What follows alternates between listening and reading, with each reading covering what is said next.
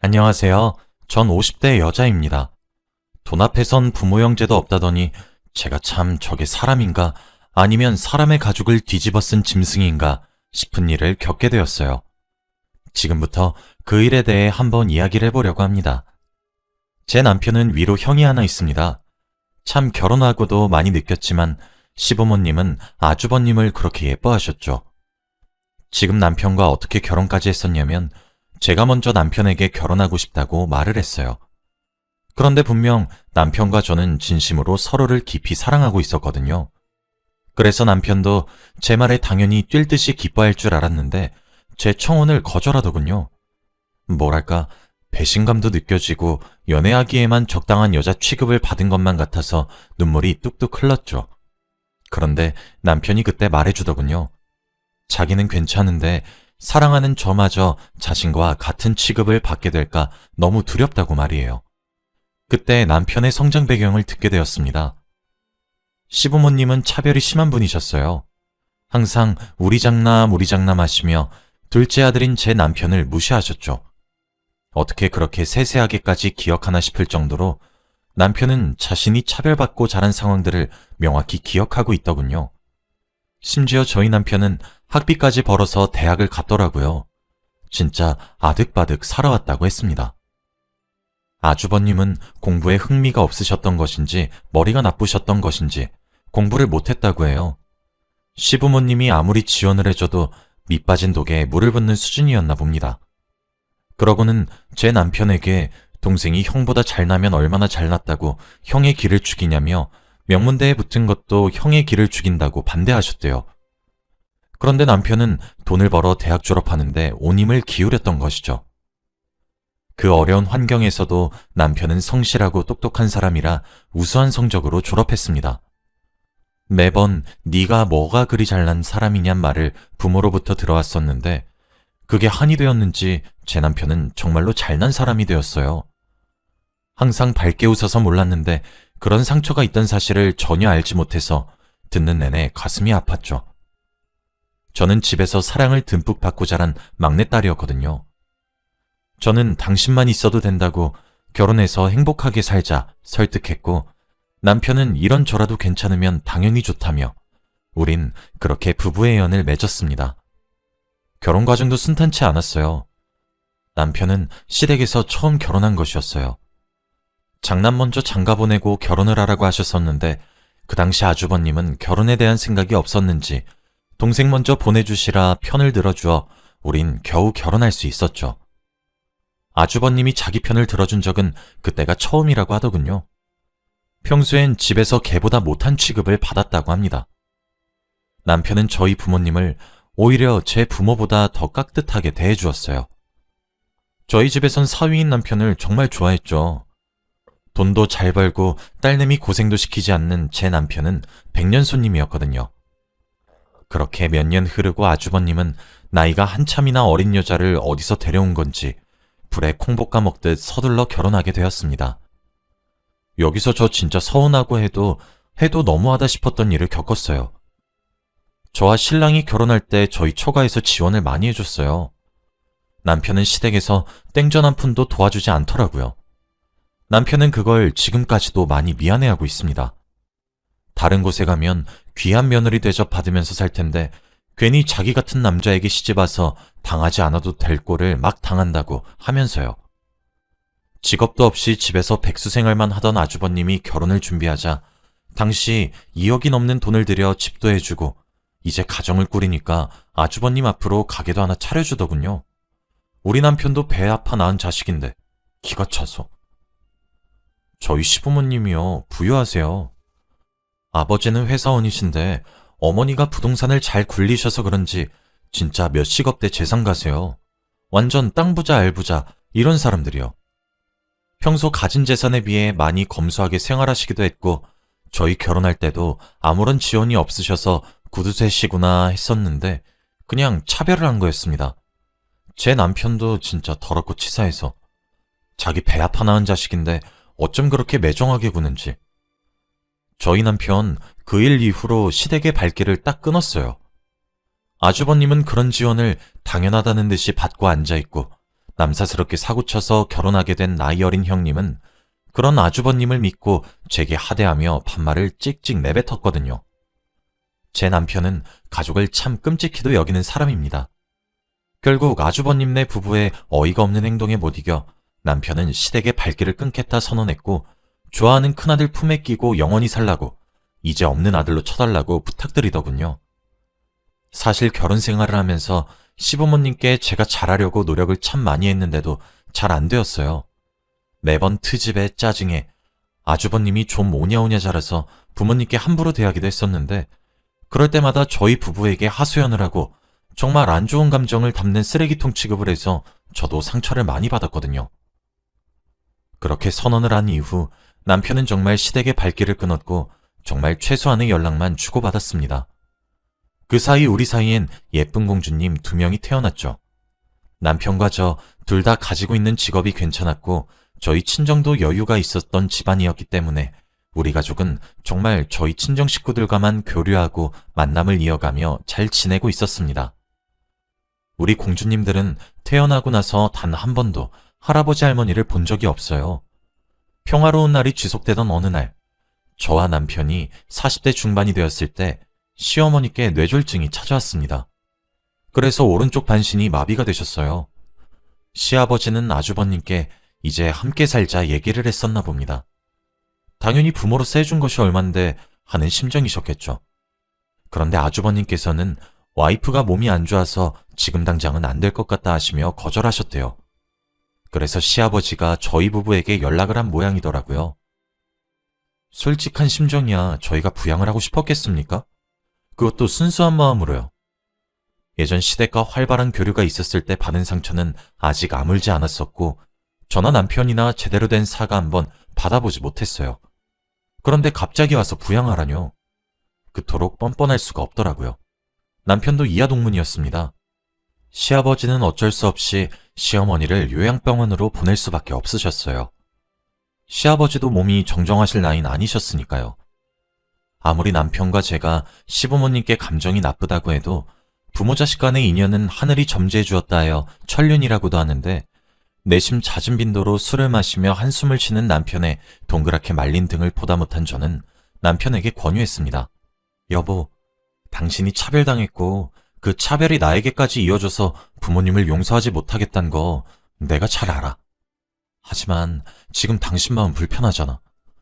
저러시다 정말 갑자기 돌아가시면 어떻게 하려고 그래. 그때 가서 우리 땅 치면서 후회하지 말자. 사람 일은 어떻게 될지 모르잖아. 그래도 요양병원의 얼굴도 비추고 지금까지 보지도 못했던 우리 공주님들 얼굴도 보여드려야지. 우리 아이들도 아빠를 낳아주신 부모님이 누구인지 알아야 할 것 아냐. 하며 설득했고 전 정말 몇 년 만에 시부모님을 뵐 수 있었습니다. 요양병원에 도착했어요. 보지 못했던 많은 시간 속에 시아버지는 예전 정정하신 모습에 비해 많이 야이셨고 어머니는 자신의 몸의 절반이 마비되어 정상이 아니게 되었다는 것에 대한 충격과 애지중지 기른 큰아들의 외면을 받았다는 심리적인 타격이 크셨는지 정말 반쪽이 되셨더군요. 시아버지는 저희가 올 거란 사실을 예상하지 못하셨는지 깜짝 놀란 듯한 얼굴이셨어요. 그 두 분을 보고 있으니 마음이 정말 안 좋았습니다. 인사를 드리고 병원을 나설 때 시아버지가 다급히 따라 나와서 다음에도 얼굴을 보여주면 안 되겠냐고 부탁을 하시더군요. 원망스럽게만 생각했던 두 분이 이렇게 작고 초라해진 모습을 보니 저도 사람인지라 안타까운 마음이 들었어요. 남편은 시어머님의 병원을 갔다 온 뒤 생각이 더욱 많아진 듯 보였습니다. 날이 갈수록 수심이 깊어지는 듯 했죠. 저도 마음이 불편했습니다. 고작 2명 있는 자식에게 버림을 받은 듯한 모습이 눈에 아른거렸거든요. 그로부터 며칠 뒤 남편에게 할 얘기가 있다며 술 한잔을 하자 청했어요. 그러면서 남편에게 말했습니다. 우리 시부모님 모시고 사는 건 어때? 라고요. 남편은 정말 깜짝 놀라더군요. 갑자기 왜 그러냐며 묻길래 저는 여보, 당신 부모님 지금부터 사시면 얼마나 더 사시겠어. 물론 이건 지극히 내 개인적인 생각이니까 당신이 내키지 않으면 거절해도 상관없어. 나도 시부모님이 당신에게 잘해줬다고는 생각하지 않아. 오히려 정서적 학대에 가깝지. 그래도 우리 남편 번듯하게 잘 자라서 이렇게 예쁜 마누라도 얻고 토끼 같은 공주님들도 생겼잖아. 나도 이제 부모가 되어 보니까 지금 심정이 어떨지 조금 이해가 돼. 자식이라곤 단 둘인데 지금 아주버님은 연락도 잘 안 받는다며. 시부모님은 지금 어머님의 몸 상태 때문에 힘든 것도 있지만 정말 마음도 많이 다치셨을 거야. 당신 그때 이후로 시댁이랑 인연도 끊고 지냈잖아. 나중에 후회하지 않겠어? 나도 정말 많이 고민하고 내린 결정이야. 우리가 모시고 살자. 라고 말이에요. 남편은 잠시 할 말을 잊은 듯 저를 멍하니 쳐다보더니 눈물을 뚝뚝 흘리며 고맙다고 하더라고요. 저는 당신이 우리 엄마 아빠한테 얼마나 잘해줬는데 나도 갚을 기회 줘야지. 우리 그동안 받은 상처는 묻어두고 시부모님이랑 잘 지내보자. 잘할 수 있을 거야. 라고 말하며 남편을 꼭 껴안아 주었어요. 다음날 요양병원으로 찾아가 시어머니와 시아버지를 저희 집으로 데려왔습니다. 처음엔 괜찮다고 완강히 거절하셨지만 결국 따라 나오셨어요. 저희 집에 들어오시면서도 두 분은 어리둥절해 하시면서 저희 부부의 눈을 제대로 마주치지 못하셨죠. 미리 치워놓은 빈 방에 짐을 풀었고 시아버지께 말했습니다. 아버님, 몸도 편치 않으시잖아요. 갑작스럽지만 제가 아버님이랑 어머님 모시고 살게요. 오늘부터 저희 집에서 6식구 같이 사는 거예요. 그러니 원래 사시고 계셨던 집은 천천히 정리하기로 하고 이제 여기가 내 집이다 하고 편하게 지내세요. 어머님 몸도 불편하신데 아버님이 돌보시다 병나면 그때 어쩌시려고요? 아시겠죠? 더 이상 거절하지 마시고요. 라고요. 어머님은 뇌졸중으로 인해 말을 잃으셨지만 으어으어 하시며 우시는 것을 보니 고마워하는 듯 보였습니다. 시아버지는 저와 남편을 앞에 앉혀놓고 눈물을 흘리며 사죄하셨어요. 사실 그 정도 나이를 드셨고 가부장적이고 차별을 일삼았었던 부모라면 자식에게 고기 숙이는 일 자체가 엄청나게 힘드실 텐데 진심으로 사죄하시더군요. 미안해. 내가 너무 미안하다. 내가 그동안 네 엄마랑 같이 새아가랑 너에게 무슨 짓을 한 것인지 모르겠구나. 우리가 너무 멍청했어. 정말 미안하다. 정말 미안해. 하시며 미안하다는 말만 되풀이하셨죠. 아버님, 저희에게 많이 미안해하실 것 알고 있어요. 저희도 마음 상한 일이 많았기에 그 앙금은 너무 깊어서 아예 없던 일로 만들 수는 없을 것 같아요. 하지만 묻어둘게요. 저는 우리 남편이 상처받았다는 이유로 나중에 후회를 할 수도 있는 일을 하는 것을 두고 보지 못할 뿐이에요.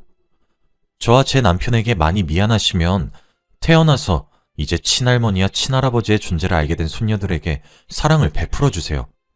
라고 달랜 뒤 남편과 시부모님 셋만 남겨놓고 먼저 방을 조용히 나갔습니다. 그렇게 저흰 급작스럽게 6식구가 되었어요. 저는 정말 순수한 호의로 시부모님을 모시고 사는 것이라 시부모님께 바라는 건 없었습니다. 그런데 아주버님은 정말 해도 해도 너무하시더군요. 뻔히 시부모님이 저희 집에 계신 것을 알면서도 코빼기도 비추지 않았어요. 가뭄에 콩이 나듯 찾아왔죠. 시부모님은 그래도 큰아들이라고 저희 눈치를 보실 필요도 없으신데도 눈치 보며 기다렸는데 와이프가 아프다, 아기가 아프다 하면서 해외로 여행이나 다니고 여행을 다녔으면 티라도 내질 말던가. 나이가 어려 철이 없는 형님은 떡하니 프로필 사진으로 해놓질 않나. 진짜 자식 농사를 어쩜 저렇게 지었을까 싶었어요. 아주버님이 찾아오셨을 땐 항상 시아버지께 돈을 달라 요구하기 위해 찾아왔습니다. 아니 시부모님이 가게도 차려줘, 집도 해줘. 뭐만 했다 하면 축하한다 하고 미리 현금이며 건물이며 중요한 재산이 얼만데. 그만큼이나 가져가 놓고도 모자란 건지 욕심이 많은 건지 나중엔 시부모님이 불쌍할 지경이더군요. 그런데 점점 시간이 갈수록 시부모님의 태도가 변하기 시작했습니다. 어느 순간 점차 저희에게 살갑다고 해야 하나 부드러워졌다고 해야 하나 태도가 변하시더라고요. 저희 딸들을 양손에 잡고 함께 놀이터도 가고 맛있는 것도 사 먹으러 가고 시어머님도 불편하신 몸으로 집안일도 조금씩 도와주고 저희 가족에게 잘해주시기 시작하셨고 그때부터 아주버님이랑 삐걱거리기 시작하셨죠. 시부모님은 아주버님께 이미 증여해버린 재산은 어쩔 수 없다지만 더 이상의 지원은 하지 않으시려 하셨어요. 그때마다 아주버님은 찾아왔고 시부모님 방에서 고상이 오가서 저희 부부가 몇 번이나 뜯어말리기 위해 들어가곤 했습니다. 아버님은 그런데도 불구하고 완강하게 지원해달라는 부탁을 거절하시더군요. 저희로서는 의아했죠. 시간이 흐르면 흐를수록 아주버님과의 관계는 파국으로 치닫았습니다. 옛날이라면 상상도 못할 그림이 되었죠. 그러면서 어느새 시부모님을 모시기 시작한 지 12년째가 되던 해, 시어머니가 급성 심근경색증에 의해 갑자기 돌아가시게 되었고, 시아버지도 수개월 이내에 시어머니를 따라가셨습니다. 생전에 금슬이 그렇게 좋으시더니 이내 따라가시더군요. 그런데 진짜 깜짝 놀랐던 것은 시부모님의 각종 보험들의 수익자를 제 남편으로 변경해 놓았더군요. 두 분 보험금을 합쳐서 15억 정도를 받게 되었습니다. 그리고 두 분께서 생전에 유산에 대해서도 변호사에게 미리 유언장을 적어 놓으셨더라고요. 유언장에는 가지고 있었던 10억 상당의 건물과 2억 상당의 땅과 3억가량의 현금을 오롯이 저희 부부에게 넘긴다고 적혀 있었죠. 그리고 저희 부부 앞으로 편지도 한 통 써놓으셨는데 그 편지 내용 속에는 아주버님이 성인이 되고 난 이후 결혼자금과 사업자금, 그리고 미리 증여한 건물들이 적혀 있었고 그 외에도 저흰 몰랐는데 아주버님이 그렇게 받은 재산을 담보로 대출을 받아 도박을 하다 빚을 지고 있었더군요. 그래서 현금으로 5억 정도 도와줬다며 총 20억 정도의 재산을 주었다는 내용이 적혀 있었습니다. 그러시며 자기들이 얼마나 어리석어 저와 남편에게 상처를 준 것을 이렇게나마 사과한다고도 쓰여 있었고, 그렇게 모질고 정없이 굴었는데도 불구하고 우리를 부양해 주어서 고맙다며 적혀 있었죠. 그리고 혹시 그러길 바라진 않지만 아주버님이 그때까지도 어리석게 재산을 요구하며 유산을 분할해달란 소송이 들어온다면 이 편지를 사용하라고 적혀 있더군요. 저희는 참 얼떨떨했습니다. 당연히 편지는 저희 부부 개인 앞으로 왔기 때문에 공개되지 않았으나 유언장이 공개되자 아주버님은 길길이 날뛰셨고 자기 몫을 내놓으라 악을 쓰기 시작했죠. 그리고 시부모님께선 바라시진 않았으나 예상하셨듯 저희가 받은 유산을 가져가기 위해 소송을 시작했어요. 아무리 돈 앞에 부모도 없고 형제도 없다지만 시부모님이 돌아가신 지 얼마나 지났다고 눈에 불을 켜고 돈돈돈 거리는지 진짜 기가 차서. 돌아가셔서 곁엔 없어졌지만 시부모님이 참으로 안타까웠습니다. 하늘에서 얼마나 가슴을 치실지 눈에 훤하더군요. 소송을 건 아주버님은 당연히 패소하셨습니다.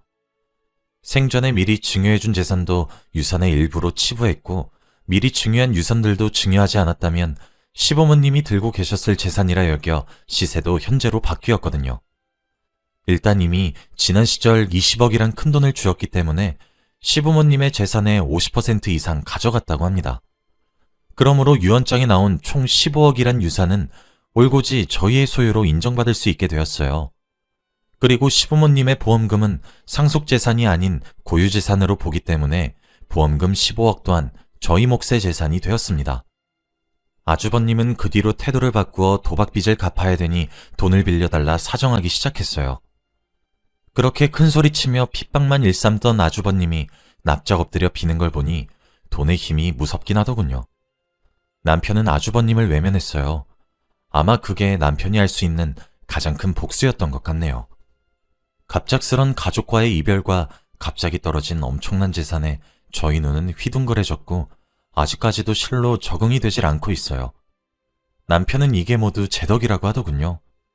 평생 가슴 한켠에 원망과 미움의 덩어리를 가지고 살 뻔했었는데 제가 한 제안으로 인해 10년간 부모의 사랑이란 걸 받아보니 용서할 수 있었고 더 나아가 부모님을 진심으로 사랑할 수 있었다며 이 돈은 제 몫과 다름없다 말을 하며 제게 주었습니다. 저는 아직 얼떨떨합니다. 그저 사랑하는 사람이 커다란 슬픔에 빠지질 않길 바랬을 뿐인데 아직까지도 아주버님과 어린 형님은 머리를 숙이며 제게 돈을 빌려달라 간청하곤 해요. 물론 저도 남편과 똑같은 뜻을 가지고 있습니다. 시부모님을 모셨던 10년간 실시간으로 아주버님의 행동에 상처를 받으시던 모습을 봤더니 빌려주고 싶지도 더 이상 엮이고 싶지도 않아요. 갑자기 엄청나게 재산이 불어나게 되었지만 모든 슬픔과 아픔을 딛고 잘 살아보려고 합니다.